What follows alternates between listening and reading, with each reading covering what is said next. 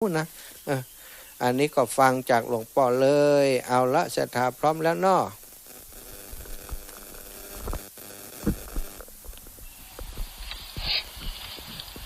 นะโมตัสสะภะคะวันโตอะระหะโตสัมมาสัมพุทธัสสะสันตะวุดุลาสัมปุริอาสันตังหลายตังยิ่งใจใหญ่น้อยใจอย่าไฟห้อยตั้งตามีใจบ้านพองแผ้วรับสินแล้วฟังธรรมได้จำแต่เก้าตาลามตอนตะวันร้อนไปปัญญาภายผ่านเสือปั๊มบังเกิดในใจเป็นทางไปสู่หลอดเพียงแก้วยอดเนรับปานนำมองผ่านเสียงคันนับไม่ผ่านเครื่องการและนานตาตานในกลางอันเล่าเจ้าหนอเนาปุนทางหันนางปุนอ่านต่างสิ่งลบสอนลีภายในจริงจังไทยตันต่อว่าดูลานังน้อยน้องโซพังหันปีมาจิมาไกบอนตันได้จะทำเจ้าก็เอางามลีพอลีนางบอง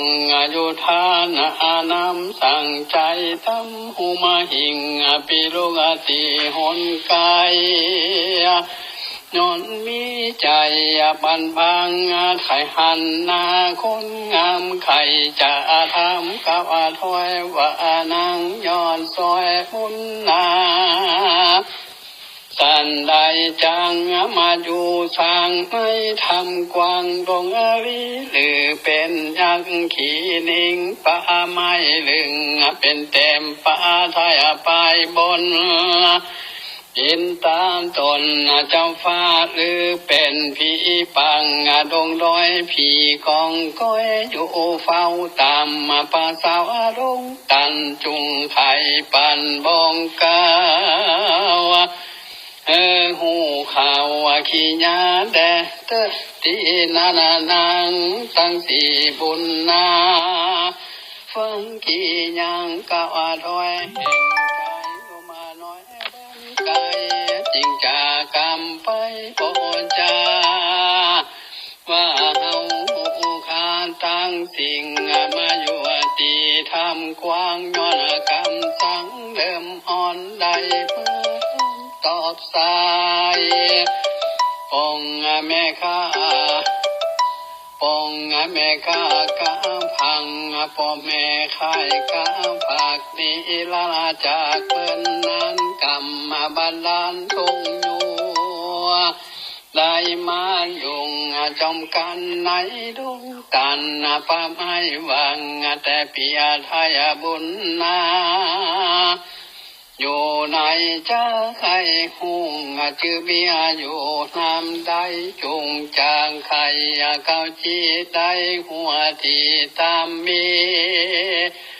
น้องมูนียอดซอยก็ตำถอยขี่ยังว่าปีอยู่ป่าเพียงกว้างมีชื่ออ้างวังกุสุมาปานาคอนปีอาพนลอนอาไมอยู่เวียงใหญ่โปลีพอมีแต่พี่แนบข้างยุงอ้างว่างเดียวได้จริงสาวลายบอนมัวบ่จืนโซปิยังจริงไก่กลางกะผัก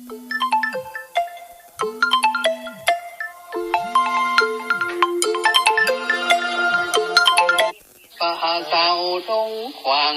ยันใจจางจังปิงจุงคือราทีตามธรรมยังใจดำอริสอนอยู่ในหาบอนกูหาปิงปีฮักคอนยาลา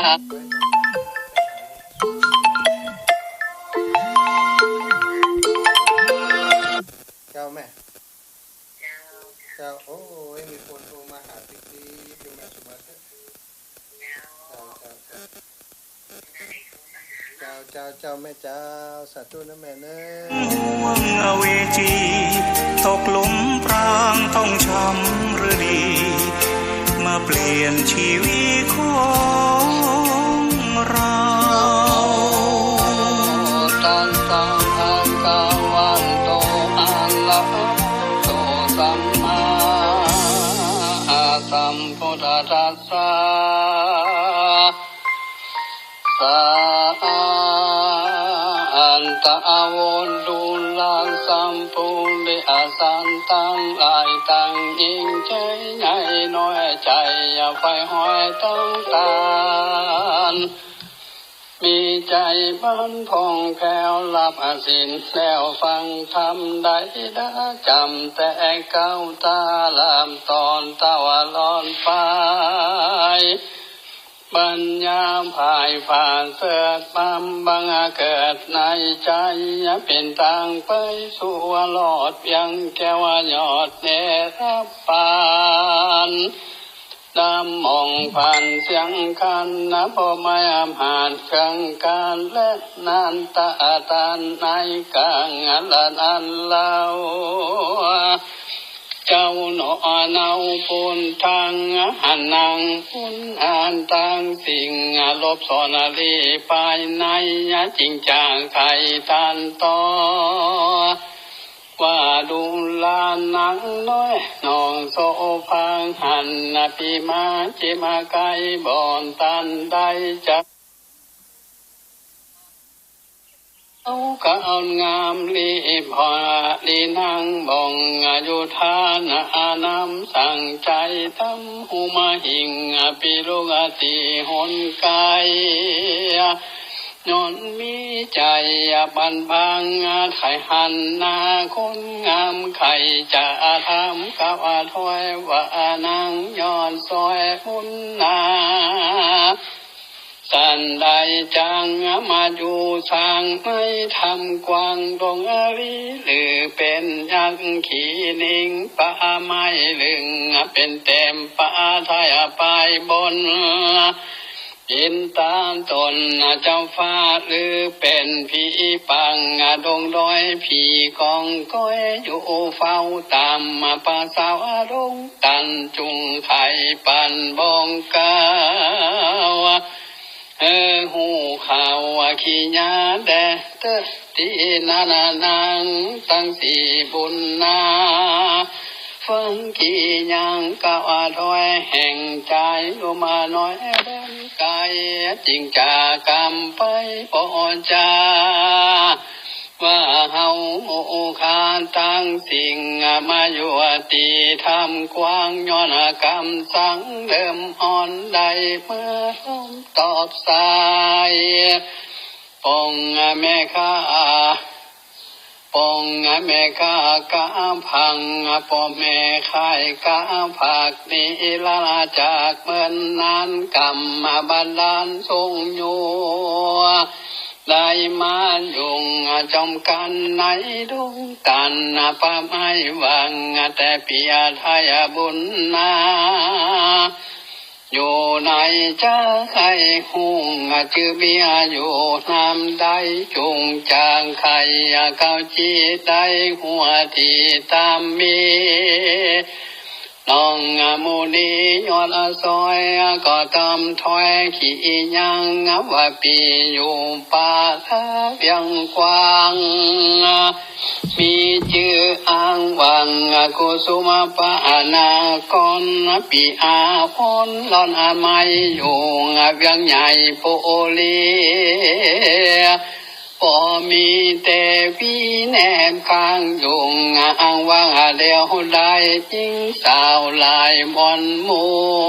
วบ่จืนโซปิยังจิงไก่กลางกะพัง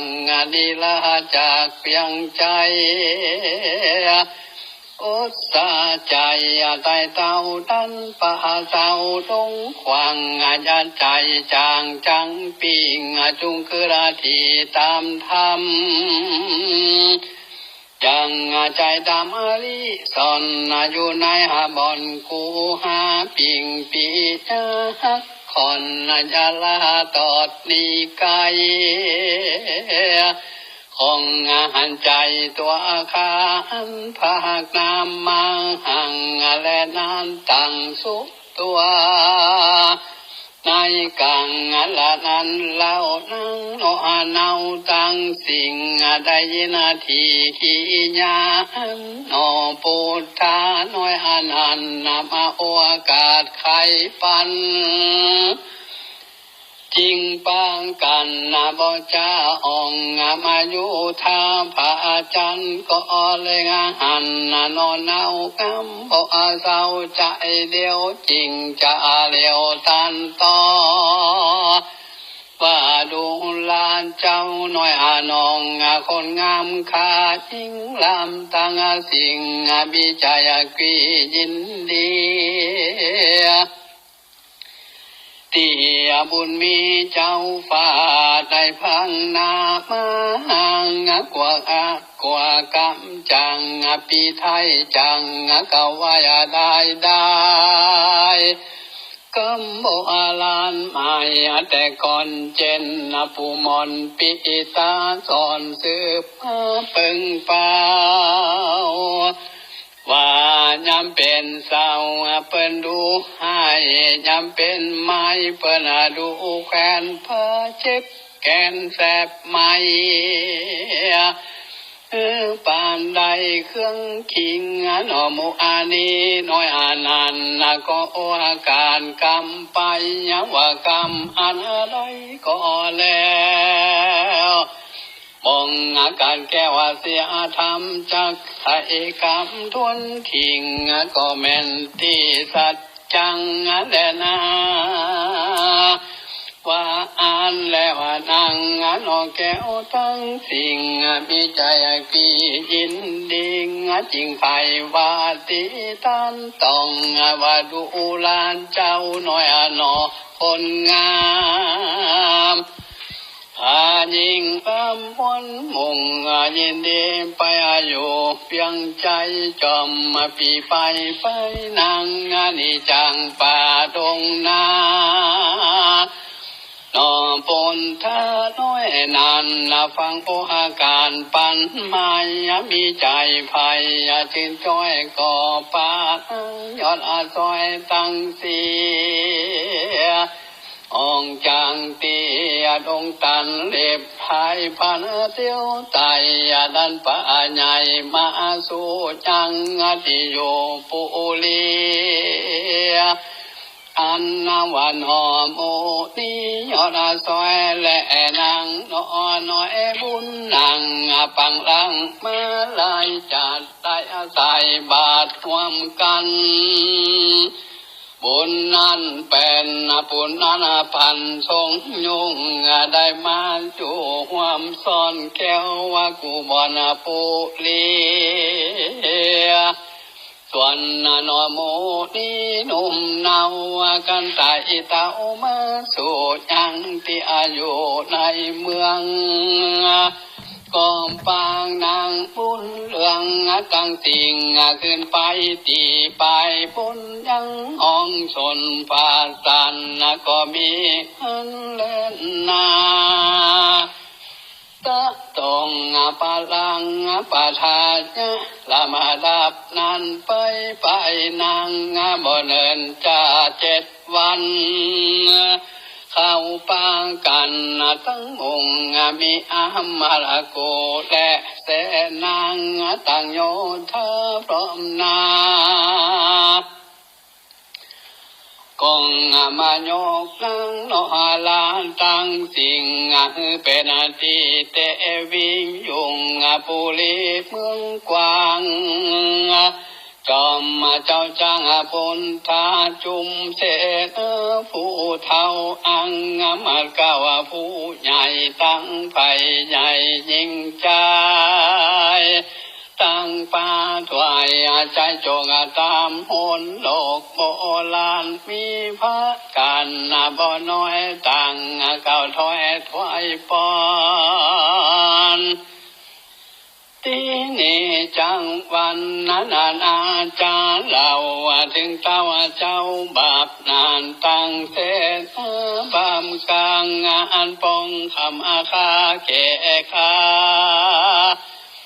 หนึ่งมาตุลาจิตตังนอลานเป็นแม่พานเจ้าบุญมีนางดายานีภาคนาไปอยู่ป่าดงดอนนั่นละนาคนใหญ่กว้างบ่มีเจ้าจางมองได้เต้าพี่พายบำเศร้าเลยเป็นเจ้าพามมาปาลานเจ้าประจามไปน้อยยินตามก็แอมองคิงพองก็นี่พังน้ำไปอยู่กำเจ้าฟ้าแดนไก่พองนี่ไปอยู่ป่าบ่จังกว่ามาเมืองย้อนเขาเครื่องเขาโคกาเจ้าฟ้าหัวใจอันบ่ใจเชื่อจัดมาเป็นเต้าลาดปุลีวานเต้าบาปีนานาใสยังโคตรไม่โกทางเจ้าบุญนายอดซอยยามอ่อนน้อยเยาว์ไว้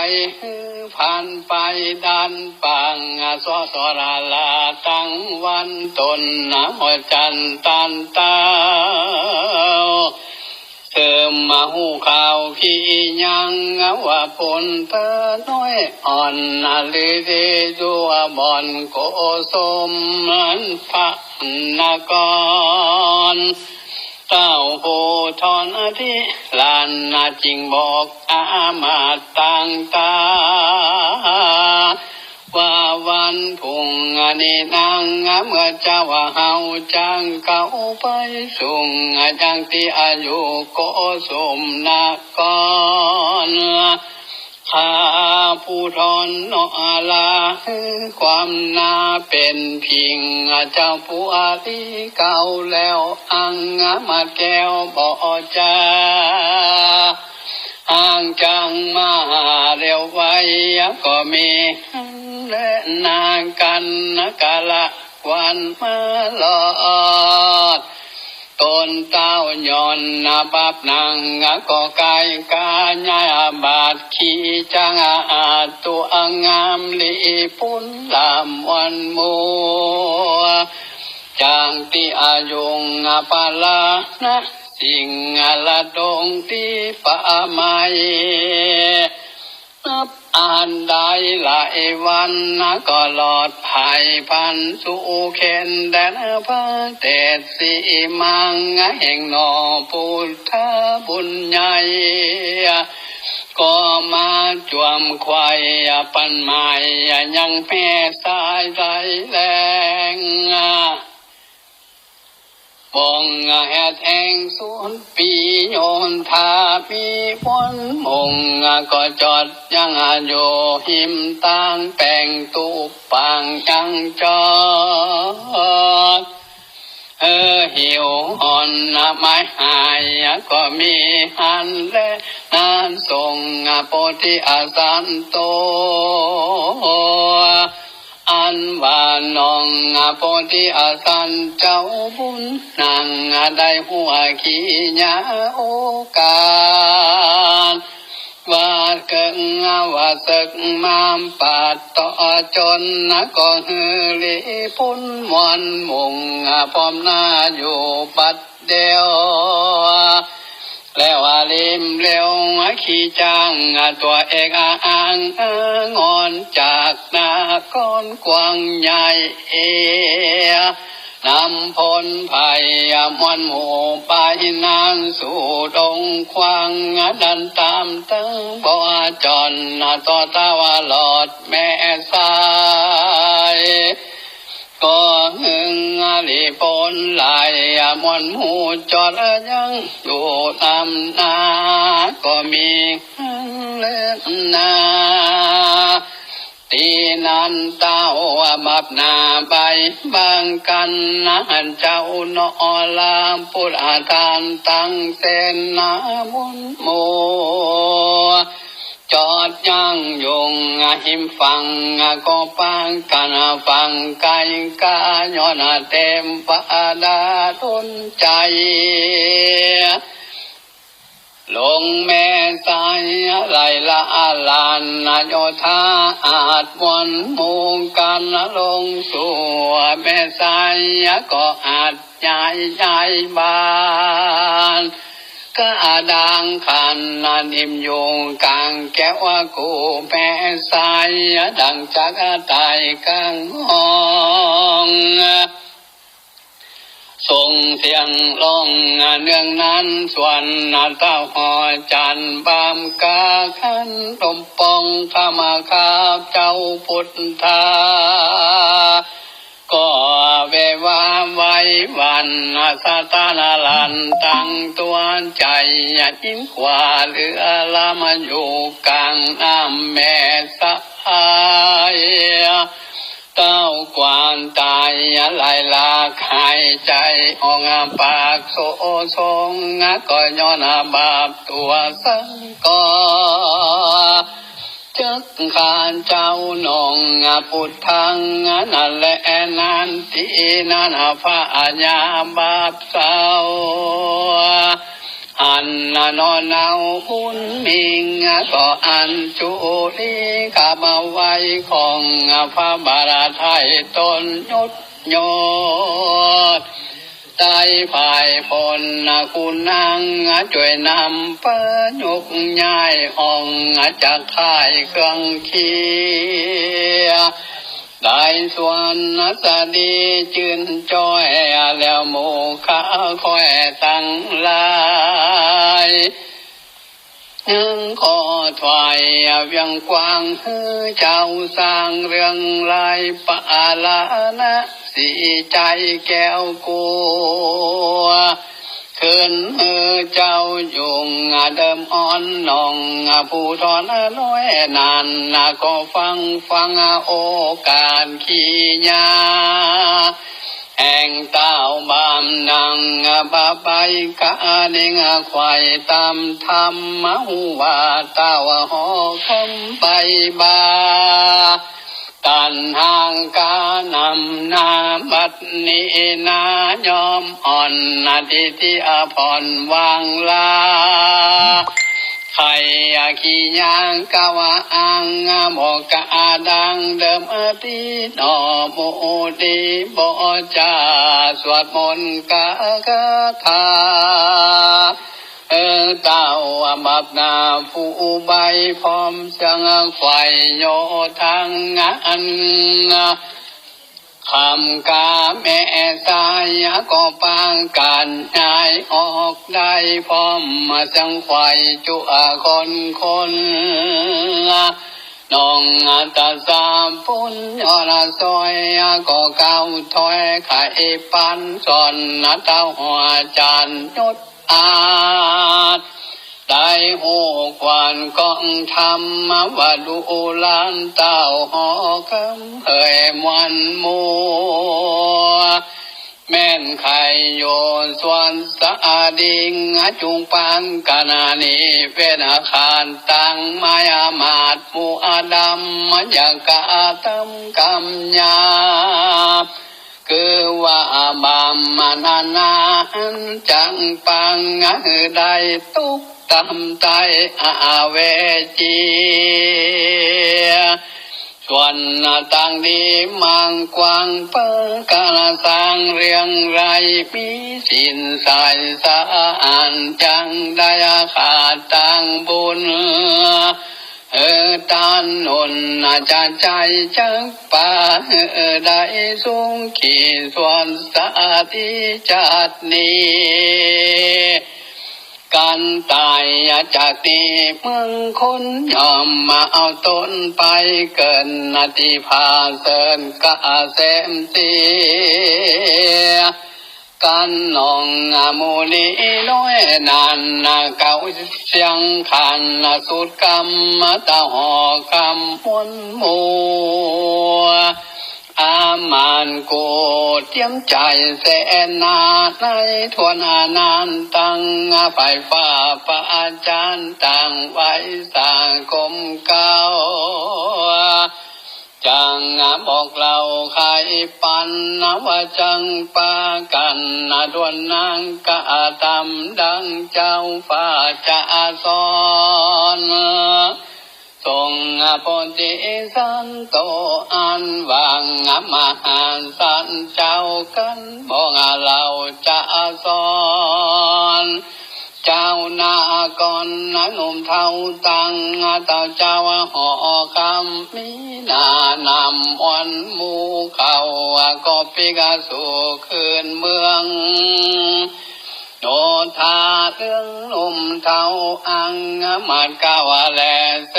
นานเจ้าปะอาจารย์ใหญ่น้อยยุงตื่นจ้อยส่วนสะดีจำเลินที่จุสิ่งเขาหน้ามายิงปัจจัยคนไกลไก่มาสู่บ่ขาดอยู่ตามวันเข้าป่ากันและกาทุ่มจังมังมีหลายฝูงว่าควายเต็มตรงมีจุลงอาณาจุมยักษ์สั่งหน่วยไม้มีบ่ลายเรือนต่างคนนานทางหังบ่ได้คุณไฟไตยิ่งใจสุขบานลายแต่เล่าปังเมื่อน้อมพระเจ้าเป็นพระยาข้อมปานลาหายขันจุมอัวบาดหายหนจุมอัวจนถอยไล่บ่มังไกเพียนเพียส่วนสาดีจืนยาวพักไว้ดาวราจันตานิงก็มีเล่นนาตะตรงประทานยักตอนไปนาตนเจ้าฟ้าสุวรรณพรหมาเป็นปัญญาเจ้าจังยุดเอกอ่างสองเมืองดูลุงเลืองใจจ้าคือเป็นเจ้าฟ้าปันลานะเสียเป็นเจ้าปุริโกสมปนกรตนผู้ทนยศยาวลอยเอตาวขาบสมปานนำบรรณาการหลายหลากเข้ามาฝากตั้งอาวันเจ้าก็ปานยืนตอนบ่ฮือผ่อนให้นี่เงินคำมีตอมสายยุงจากไว้จุคนนั้นอดตรสาปุนบุญกว้างยุงสืบสร้างปุอาลิงกับนางอุนมีตังสิ่งปฏิอาบาลติกองติคำมื่นนานำมาแต่เราลอยสาวความเก่าวะสั่งก็ถึงมาละนาก็อาการก็ได้ไปเกิดที่ภาสันเมืองบนก็มีเล่นนาสัทธังอิมังธรรมมาเตสานังอังลิตัวจาตะกังสมุนตาเนสีสันทาอันวังพระพุทธท่านเจ้าตนเป็นกาวติโลกาจารย์ไก่นิทานจารย์เก่าตั้งแต่งเก่าหลอดปลายเฮิมเพียงคุกตั้งหลายน้อยใหญ่อยากหูแจ้งไฟตามเมีย พระโมนีตนสักส่วนก็จักอาจารย์ปางหลังมาเตรียมจังจัดนี้แจ้งทิ้งใส่พระจริงไทยเก่าต้อยเป็นบทซอยสุดปลายว่าเจมปาวิจังอิสินามัสสาลิบุญโตดังนี้เป็นต้น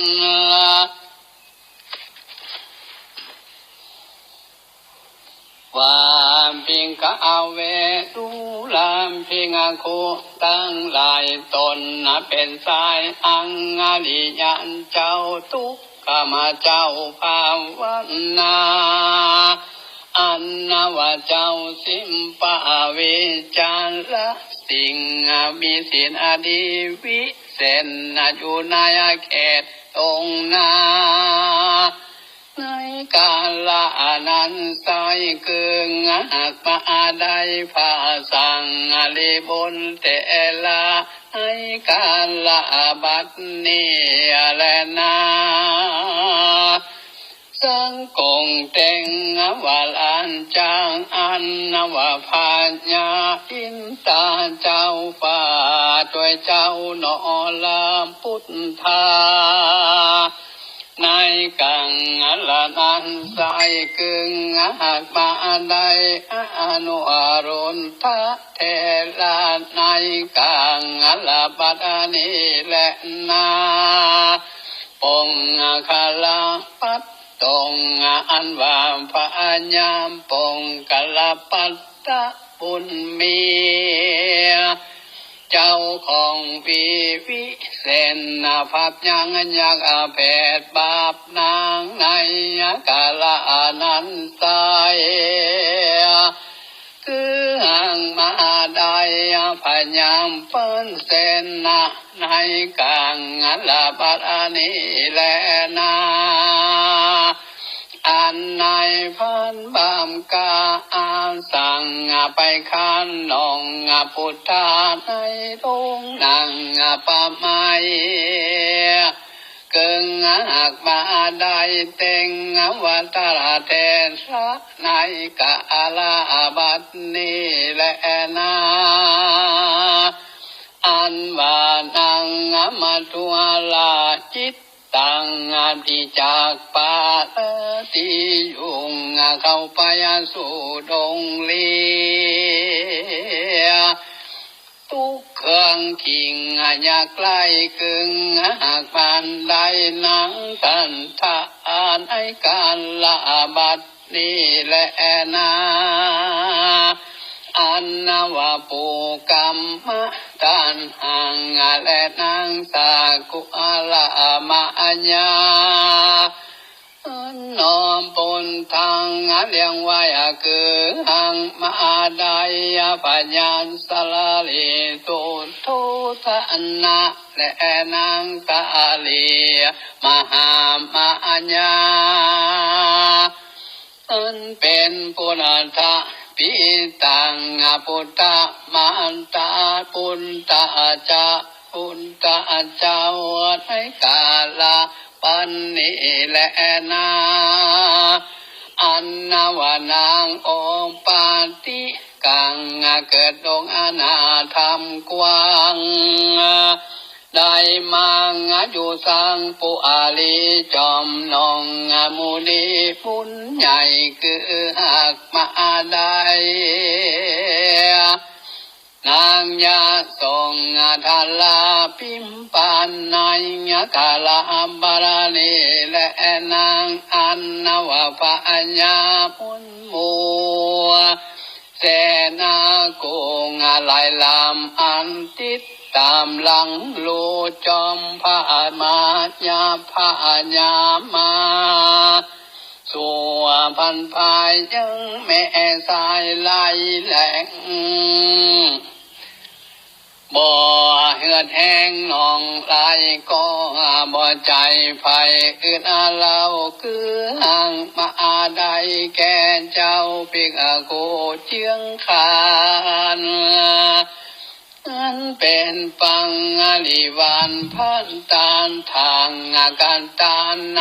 อาการลัมบารานีและนามหาจักรวันติสุวรรณนาภมมามาลัญจาเอวังสัมมาสัมพุทโธโลกันนาทองอันว่าเจ้าสุวรรณนาภมมาเป็นพญายศใหญ่เป็นเต้าไทยสองเมืองเปิดลุงเรืองนำนางงานไอกาตงานใสกึ่งหักมาได้พระตานทางกันตะตนเป็นที่จังที่เปิงแก่โลกตั้งสามในกลางละบัดนี้แลนาตุมเหมพระวันตาทาเรนทาจานตะกันตีดังนี้เป็นตนตันตั้งหลายน้อยใหญ่ผู้มากไฟต่างธรรมได้ดาจำแต่เก่าทิ้นตัวเราลำดับมาจังวังลาละขันยาฟามาเสียสินเป็นอาจินกึดลอดจาลาตอนภาวนาจังปังได้ทุกโลกอาตายเมืองคนสุขเมืองบนจันฟ้าทุ่งแหลงลานเองละปานก็มีโดยพากันดังกล่าวมานี้แลนานินทิตังขิยาสังวันนาวิเสนาจาห้องเห็นสุวรรณภมมาพงทวนซิมเป็นสุดซอยของ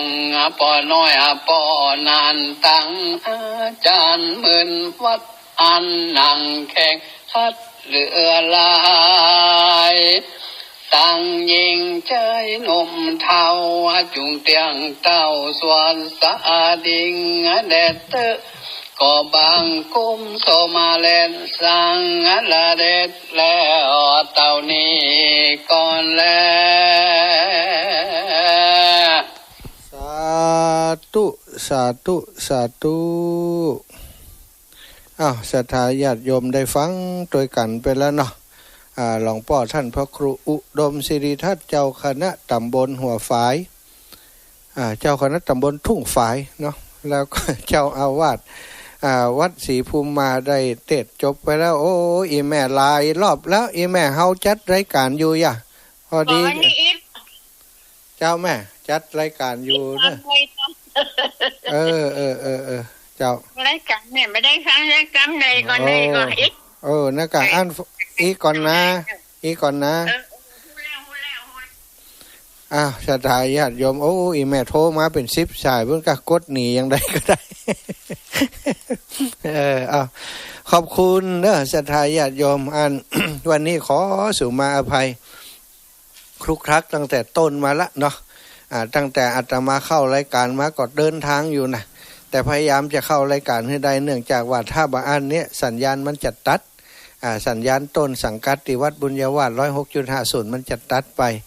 แล้วก็มาชั่วโมงที่2นี้ได้หมายกันนัดหมายกับท่านพระครูศิริธรรมบัณฑิตผอ.วิทยาลัยสงฆ์นครลำปางไว้แล้วว่าท่านอาจารย์เข้าชั่วโมงที่2เนาะเปิ้นว่าโอเคเปิ้นจะเข้าชั่วโมงที่2ตามปกติเปิ้นจะหีบกับวัดคือตันนี่นะก่อนที่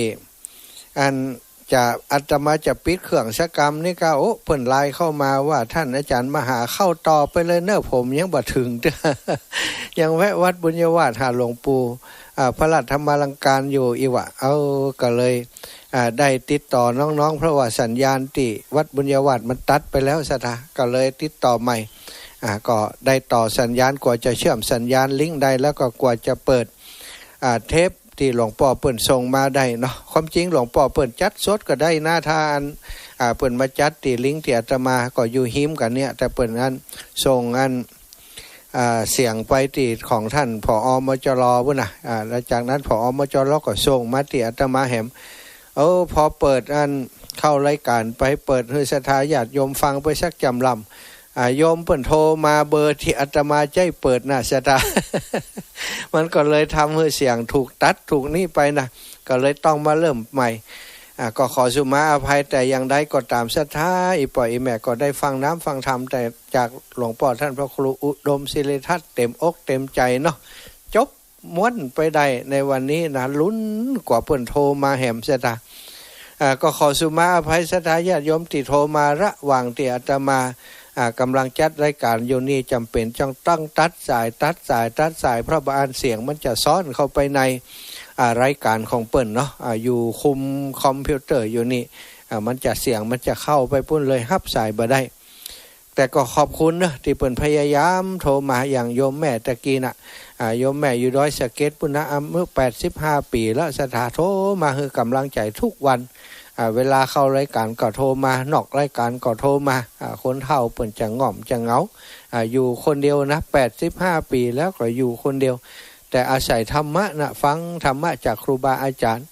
เปิ้นก็ติดตามลำตัวมาตลอดก็ขอบคุณนะตอนนี้เวลา 16:55 นาทีจำตันแล้วเนาะอีปล่อยอีแม่ทั้งหลายถ้าจะให้โทรมาก็บัดตันแล้วพอดีก็ชั่วโมงนี้เป็นจริงๆแล้วเป็นชั่วโมงของท่านพระครูศิริธรรมบัณฑิตนะเพราะฉะนั้นก็ขออนุญาตว่าบ่ให้อีปล่อยอีแม่โทรมาเตี้ย ถ้าโทรมามันก็จะได้สาย2สายเองกันเนาะสาย2สายแล้วมันก็จะต้อง